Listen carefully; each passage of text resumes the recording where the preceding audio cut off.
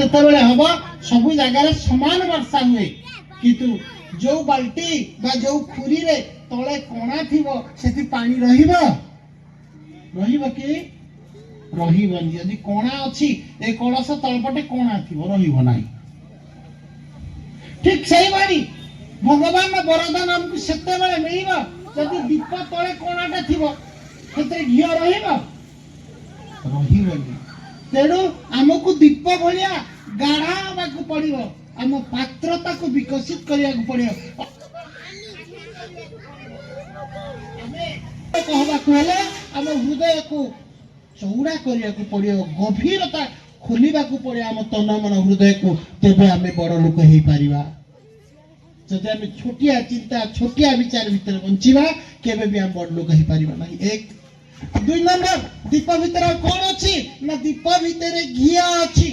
ଘିଅ ଦେଖିବା କେମିତି ଚିକଣ ସଳିତା, ଚିକଣ ତେଲ, ଅର୍ଥାତ ଆମ ଭିତରେ ଶ୍ରଦ୍ଧା, ସ୍ନେହ, ପ୍ରେମ, ମମତା ରୂପକ ତେଲ ଭରିବାକୁ ପଡିବ। ଆମ ଭିତରେ ପ୍ରେମ ନାହିଁ, ଭଲ ପାଇବା ନାହିଁ, କରୁଣା ନାହିଁ, ଦୟା ନାହିଁ, ଅନ୍ୟକୁ ଆପଣେଇବାର ଶକ୍ତି ନାହିଁ।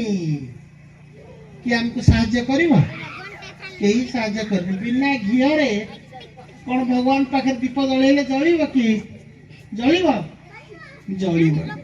ତେଣୁ ଆମ ପାଖରେ ଦ୍ୱିତୀୟ ଜିନିଷ କଣ ରଖିବାକୁ ପଡିବ ନା ଶ୍ରଦ୍ଧା, ଭାବନା ଏବଂ ପ୍ରେମ।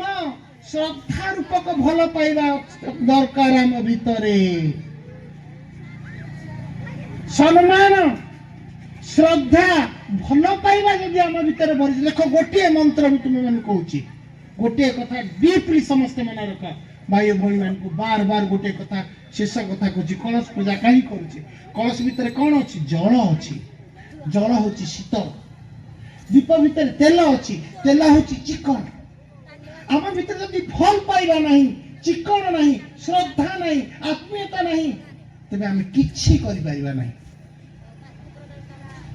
ମୋର ଗୋଟେ ଅନୁରୋଧ, ଆପଣ ମାନେ ବନବାସୀ ପ୍ରାନ୍ତର, ଏ ବନବାସୀ ପ୍ରାନ୍ତରେ କାମ ମୋର ଆଜି ନୁହେଁ, 25 ବର୍ଷ ମତେ ବିତି ଯାଇଛି। ଏ ବଣ ଜଙ୍ଗଲ କ୍ଷେତ୍ରରେ ମତେ ମିଶନ କାମ କରି ମୁଁ ଶହ ଶହ ମଣିଷକୁ ଗଢିଛି। ଭିତର ଶ୍ରଦ୍ଧାକୁ ମାରନ୍ତୁ ନାହିଁ, ଗଭୀର ଭାବରେ ଭଲ ପାଆନ୍ତୁ ଗୁରୁଦେବଙ୍କୁ। ଏତେ ଭଲ ପାଇବେ, ପାଗଳ ଭଳିଆ ଭଲ ପାଆନ୍ତୁ,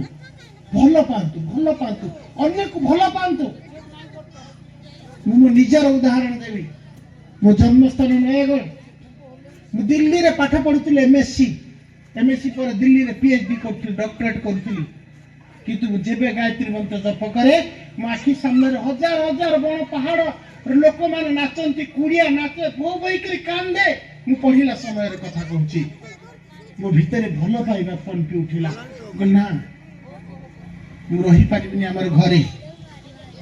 ଆମ ଘର ଭଲ ଶିକ୍ଷିତ ପରିବାର, ଅଭାବ ଅସୁବିଧା କିଛି ନାହିଁ, କିନ୍ତୁ ମୁଁ ଚିନ୍ତା କଲି ନା ମୁଁ ଏଠି ରହିପାରିବିନି। ମତେ ହଜାର ହଜାର ବନବାସୀ, ଆଦିବାସୀ, ଗିରିବାସୀ, ହରିଜନ, ନିରୀହ ନିଷ୍କପଟ ମଣିଷ ଦ୍ୱାର ଦ୍ୱାର ମତେ ପହଞ୍ଚିବାକୁ ପଡେ, ତାକୁ ଭଲ ପାଇବାକୁ ପଡିବ। ସବୁ ଛାଡି ଦେଇକି ପଳେଇ ଆସିଲି 1998 ମସିହାରେ ଥୁଆମୂଳ ରାମପୁରର ନିଘୋଡ଼ ଜଙ୍ଗଲ, ହଜାର ହଜାର ଗାଁ, ହଜାର ହଜାର ରାସ୍ତା ପାଦରେ ଚାଲି ଆଜି ଶହ ଶହ ମଣିଷ ମାନଙ୍କୁ ଆଜି ଗାୟତ୍ରୀ କରିବାକୁ ଯୋଡି ପାରିଲି। କାହା ଲାଗି? ଭଲ ପାଇବା ଲାଗି। ତେଣୁ ଗୋଟିଏ କଥା, ଗୋଟିଏ ମନ୍ତ୍ର ମନେ ରଖନ୍ତୁ, ଆଜି ମଣିଷ ହୃଦୟରୁ ଭଲ ପାଇବା ମରି ଯାଇଛି। ଭଲ ପାଇବା ମରିଗଲେ ମଣିଷ କାଠ ପଥର ହେଇଯାଏ। ଯଦି ଭଲ ପାଇବା ଆପଣଙ୍କ ଭିତରେ ନାହିଁ, ଆପଣ କି ମଣିଷ? ଆପଣଙ୍କର କିଛି ଲାଭ ନାହିଁ।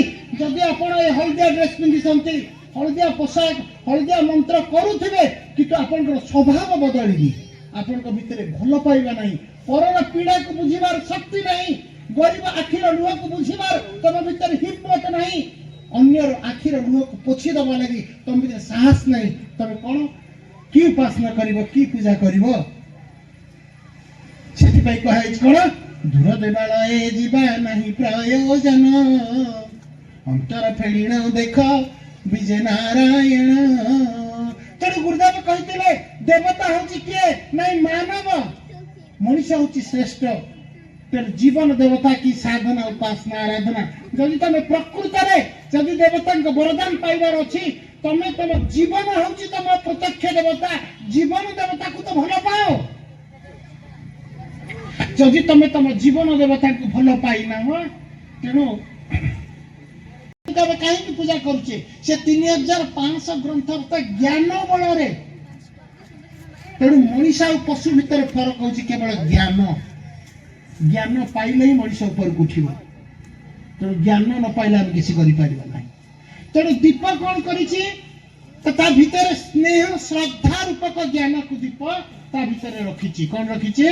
श्रद्धा रूपक ज्ञान को भीतर रखी। तेणु आमे आम भीतर श्रद्धा को प्रज्वलित करवा।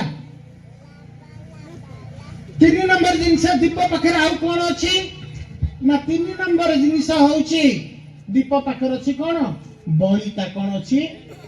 बलिता। जदि बलिता न हो ताले कौन हम?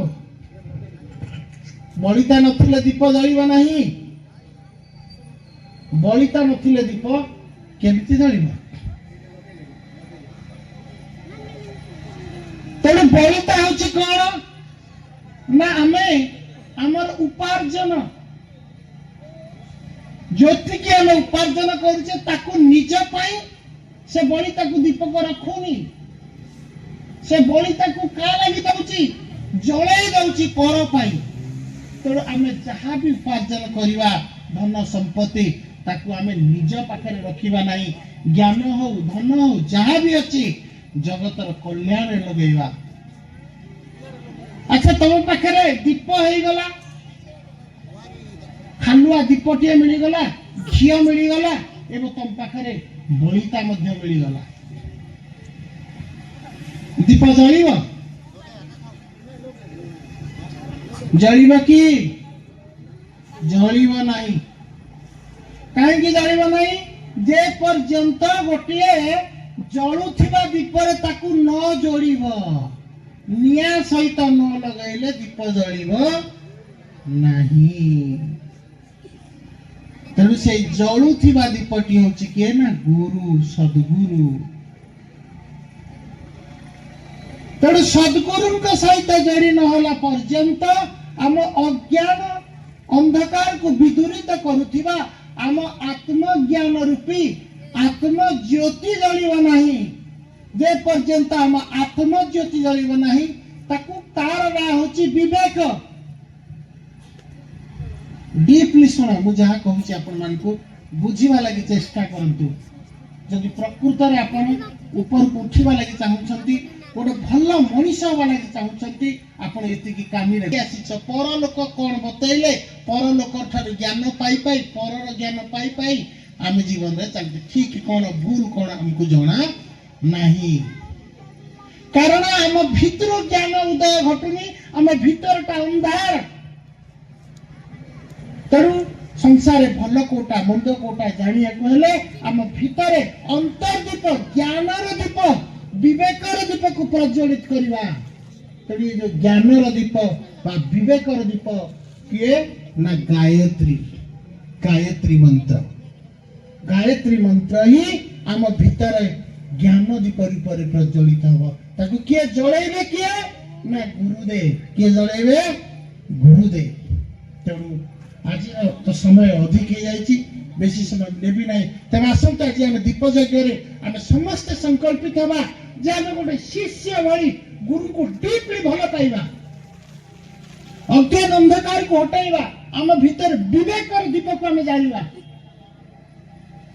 केवल आम हलदिया ड्रेस पिंधि करी बड़ बड़ यज्ञ आसिकी देखई गले घंटे 2 घंटा ठिया हो गले पीठरे मुंडिया मारिदेले मंत्र चादर पकईदे पूजा करदेले आम अंतर दीप जलिब नहीं।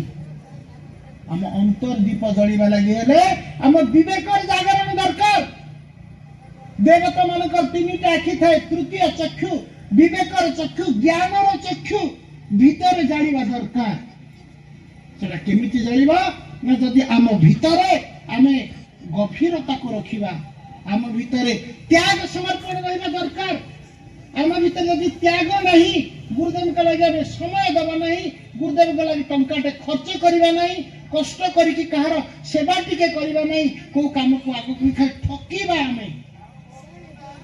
पवित्रो वा सर्वावस्थांगतोऽपि वा यः स्मरेत् पुण्डरीकाख्यं सभायाभ्यन्तरः शुचिः ओम पुनातु पुनरीकाख्यः पुनातु पुनरीकाख्यः पुनातु चिंती दियंतु समस्त को उपरे प्रथम आपण माने समस्त दी हाथ लगे कर धरती मार पूजन करंतु हाथ लगंतु माटी रे ओम पृथ्वी तया धृता लोका देवी तं विष्णुनं धृता पंचधारणं देवी पवित्रं कुरु चासनं माटी की टिके नियंतु एसर माटी होची चंदन करिया ताकू चंदन भाबी करी पवित्र यज्ञ स्थल माटी को चंदन भाबी करी नष्ट करला दियंतु ओम चंदनस्य महत्पुण्यं पवित्रं पापनाशनं आपदा हरते नित्यं लक्ष्मीतिष्ठति सर्वदा कलश पूजनम